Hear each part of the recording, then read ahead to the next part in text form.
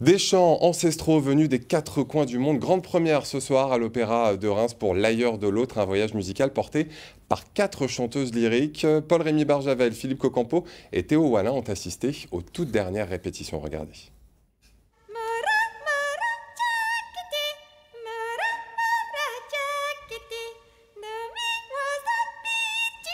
Des berceuses ancestrales, des formules chamaniques et des jeux vocaux. Ces quatre chanteuses lyriques se sont lancées un sacré défi, interpréter des chants d'ailleurs à partir d'enregistrements ethnologiques. Provenant du monde entier, ces chants de cultures orales au rythme complexe sont restitués sans partition ni solfège, à force d'écoute et de mémoire. On revient toujours de l'écouter original, sinon on oublie facilement des accents et des vocalités à chaque pays et chaque chant. Parfois ça combine bien, mais parfois ça ne fonctionne pas très bien. Du coup, il faut qu'on trouve le point qui est convaincant pour nous-mêmes.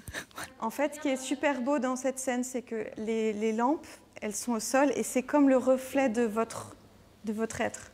Une mise en scène minimaliste au service des expressions vocales. Ce projet un peu exceptionnel change les façons de travailler. Dans un opéra, on est 6 semaines ensemble, il y a un chef qui prend des décisions, ou une chef, qui a une équipe, chacun a son rôle. Et là, le fait qu'on ait travaillé pendant 1 an dessus, moi j'ai une manière de les diriger qui est très différente de ce que je fais d'habitude, c'est-à-dire que je ne leur cache rien. Un travail d'équipe donc pour apporter sur une scène d'opéra classique un spectacle du monde qui a toute sa place.